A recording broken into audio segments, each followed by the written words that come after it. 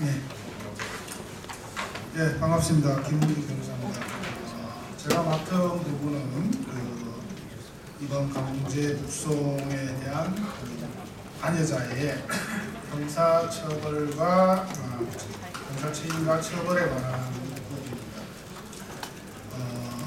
이분들이 강제 북송된 그 경위에 대해서는 지금까지 언론을 통해서 계속 밝혀지고 있기 때문에 제가 구체적으로 설명을 안 드립니다만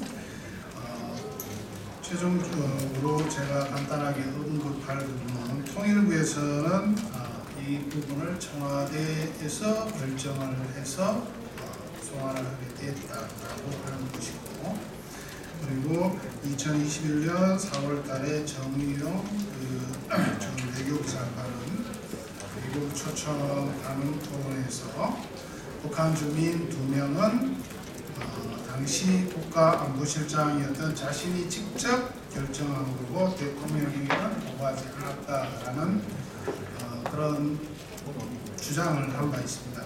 그 이후에 여기에 대한 다른 사실관계도 언급이 되고 있습니다만 제가 이 발표문을 준비할 때까지는 여기까지가 밝혀진 사실관계였습니다. 그렇기 때문에 더 이상 이 기초적인 사실관계에 대해서는 추가적으로 설명을 하지 않겠지만 이러한 일이 다시 발생하지 않도록 하는 최선의 재발 방지책은 일단 가해자에 대해서 그 책임을 규명하고 법적 책임을 묻는 겁니다. 그거 이외에 제도적인 부분이 개선이 돼야 된다, 이런 부분들은 일단 이 행위가 처벌되고 난 다음에 그게 왜 발생했는지 거기에 대한 반성적인 고려도 필요한 것이고 제도적인 개선책도 필요한 것이지, 이러한 범죄 행위에 대해서 처벌을 하지 않고 제도적인 개선책만 논의한다고 한다면 그것은 적절한 재발 방지책이 되지 않는다고 생각합니다. 그리고 이 사안에 대해서 인권단체나 이런 분들이 굉장히 국제법 위반이라는 부분을 대단히 강조를 하고 있습니다. 난민법이나 고문방지협약 위반이라는 거죠. 예, 맞습니다.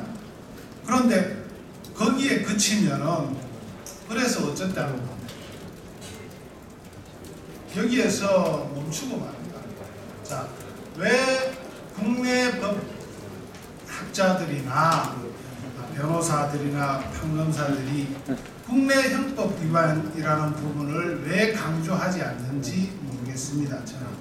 그래서 저는 가장 기본적으로 먼저 지금 현실적으로 시행이 되고 있는 우리 형법상에 이 사람들이 어떤 범죄를 저질렀고 어떤 책임을 져야 하는지를 기본적으로 말씀을 드리도록 하겠습니다.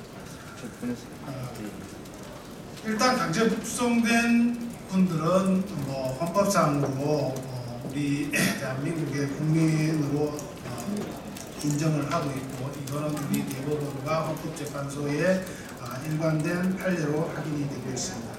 그리고 대한민국 헌법은 모든 국민은 인간으로서 존엄과 가치를 가지고 행복을 추구할 권리를 가진다고 규정하고 있고, 헌법 제12조는 모든 국민은 신체의 자유를 가진다.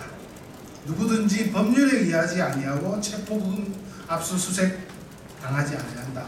이런 헌법상의 기본권 보장 조항을 가지고 있고, 이러한 헌법상의 기본권 보장 조항을 이행하기 위해서 가장 기본적으로 그러한 자유를 침해하는 자를 범죄자로 규정하고 있는 것이 대한민국 형법입니다. 대한민국 형법은 개인이 가지는 신체의 자유를 침해하는 행위로서 체포, 구금 이런 행위를 범죄로 규정하고 이런 자를 형사처벌하고 있습니다. 이러한 체포 감금 행위가 장소적으로 이전이 이루어지는 경우에는 그런 것을 통상적으로 우리는 납치 범죄라고 하고 있습니다. 결국은 북한 이탈 주민 탈북선원 2명을 정부 기관이 나서서 납치를 해서 적국에 넘겨준 범죄인 것입니다. 우리 형법은 그런데 이런 납치를 전체적으로 처벌하는 규정은 두고 있지 않고 체포감금죄를 규정을 하고 있고, 나아가서 국외 이송 목적이 있는 경우에는 특별히 국외 이송 목적의 약취유인죄 또는 약취유인된 자의 국외 이송죄를 규정하고 처벌하고 있습니다. 만약에 지금 북한을 외국으로 본다고 하더라도 이러한 사람들은 국외 이송 목적의 약취유인 내지는 약취유인된 자의 국외 이송죄로 처벌되어야 되는 겁니다. 자, 이 기초적으로 범죄 행위가 그럼 어떤 것이었느냐? 여기에서 보면은 탈북 어부 2명을 공무원인 경찰 특공대를 동원해서 2손을 포박하고 안대를 씌워서 판문점 공동경비구역으로 호송해서 북한 국민들에게 인계를 했다는 겁니다. 이거는 형법상 전형적인 불법 체포 감금죄의 범죄 행위에 해당합니다. 그리고 이러한 행위는 기본적으로 공무원의 직권남용죄에도 해당이 됩니다. 또 경찰 특공대가 관여를 했는데 당시에 그 특공대원들은 무기를 휴대하고 있었을 것 같은데, 이런 무기를 휴대하고 있었다고 한다면은 특수체포감금죄에 해당됩니다. 여기에 관여된 사람들이 저는 처음에 한두 명인 줄 알았습니다. 그런데 2022년 7월 12일 통일부가 공개한 이 사진을 보면은 현장 사진상으로 한 10명의 공무원이 여기에 관여되어 있습니다.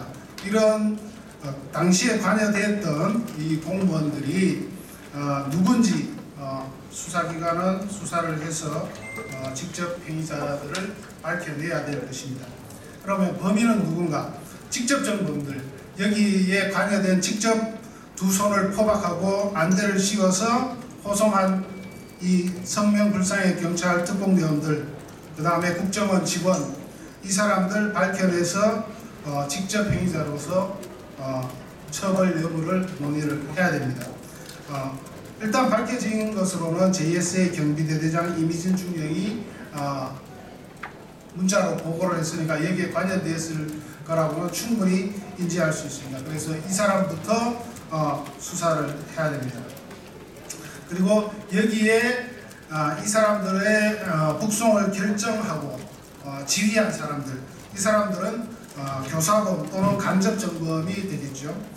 그래서 불법 체포 감금죄 교사범 간접정범으로 처벌받아야 되는데, 여기에 관여한 사람들로는 당시 청와대 국가안보실 김유근 1차장, 그 다음에 국가안보실 김현종 2차장, 이런 사람들이 관여했을 것으로 보이고요. 그 다음에 최종적으로 당시 그 청와대 국가안보실 정의용 실장이 자기가 관여를 결정을 했다고 하니까 이분도 조사를 받아야 될 것이고, 당시 국가정보원 서훈 원장은 보호 신청을 한 탈북 어부들에 대해서 일시적인 신변안전 조치, 임시보호 조치 이런 것들을 할 권한이 있었던 사람이기 때문에 당연히 조사가 되어야 될 것이고, 그 지휘 라인에 있었던 국가정보원 1차장 최영환 1차장이 되겠습니다. 여기도 지휘 명령 라인에 있었기 때문에 조사가 돼야 될 것이고, 당시 통일부 장관 김현철도 여기에 자기가 회의에 참석해서 결정에 참여를 했다고 스스로 자인한 바가 있습니다. 그래서 조사가 돼야 될 겁니다. 거기에 그 밑에 하위 조직으로 당시 통일부 서호 차관도 지휘 명령 라인에 있었기 때문에 조사가 되어야 될 것입니다. 그 다음에 국가안보실 내에서 강제 북송을 제한하고 실질적으로 결정한 성명불상자가 있는 것으로 얘기가 되고 있습니다. 이 사람에 대해서 누구인지 추측이 되고는 있지만은 뭐 추측을 가지고 이런 공개적인 자리에서 얘기는 할 수 없기 때문에 이런 수사기관이 앞으로 밝혀내야 될 것이라고 생각합니다. 그 다음에 당시 대통령이었던 문재인 대통령에 대해서 정부조직법상 결재권자 내지 결정권자의 지위에 있었으니까 이에 대해서 형사 책임을 물을 수 있느냐라고 하는데, 형사 책임이라는 것은 조직의 결정권자의 지위에 있다고 해서 당연히 형사 책임을 지지는 않습니다. 법인의 대표자를 처벌할 때에는 법인에 대한 처벌 조항을 별도로 둬야 되는 것처럼 거기에 최고 결정권자라고 해서 그 사람한테 형사 책임을 물을 수는 없습니다. 거기에 실제로 관여를 해야 형사 책임을 물을 수가 있는 것이 우리 헌법상의 행위책임, 행위자 책임의 원칙이라고 되어 있습니다. 그 다음에 그 이외에 범인 도피죄와 증거인멸죄가 문제가 되는데, 지금까지 논의는 이런 탈북선원 두 사람이 범죄자이든 아니든 관계없이 적용되는 헌법 규정이었고요. 이 사람들이 만약에 그 16명을 살해한 살인범들이었다고 한다면은 이런 범인들을 북한으로 도주시킨 데에 대해서는 범인 도피죄가 성립을 할 것이고, 그 선박을 소독해가지고 북한에 넘겨준 것은 그 선박 내에서 살인 행위가 있었을 거니까 이게 살인죄의 증거가 될 건데, 이 증거를 인멸해가지고 북한에 넘겨줬으니까 증거인멸죄가 될 것입니다. 그 다음에 이러한 납치 관여자들에 대한 반인도 범죄가 성립하느냐 하는 부분인데, 이게 이제 국제형사재판소 관할 범죄에 관한 처벌 등에 관한 법률이 대한민국 법률로서 제정이 되어 있습니다. 이게 로마 협정을 대한민국 법률로 이제 받아들인 건데, 여기에 대해서는 여기에 이제 그 구성 요건이 매우 엄격하기 때문에 적용을 하기가 쉽지가 않고, 한국에서 이 법률에 따라서 수사나 기소가 된 적이 없기 때문에 앞으로 여기에 대해서는 충분한 논의와 수사기관에서 혐의 여부를 철저하게 객관적으로 검토를 해야 된다고 생각합니다. 기타 납치 관여자에 대한 그 국제법규 위반으로는 아까 말씀드린 그 공문방지협의나 방지협약이나 난민 지위에 관한 협약 위반 등이 있지만은 제가 서두에서도 말씀을 드렸습니다. 그래, 위반인데 그 다음 어떡할 건데 하는 부분에서 맡기는 부분이 있기 때문에 우선적으로 국내 형법을 적용을 해야 된다고 생각을 합니다.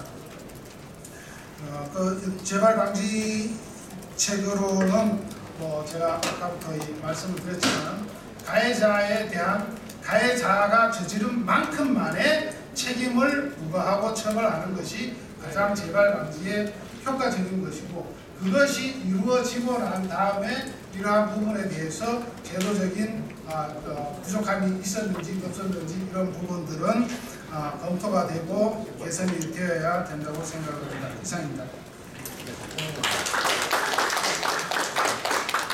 자, 김홍기 원장님이 형법견지에서 아주 구체적으로 이제 말씀해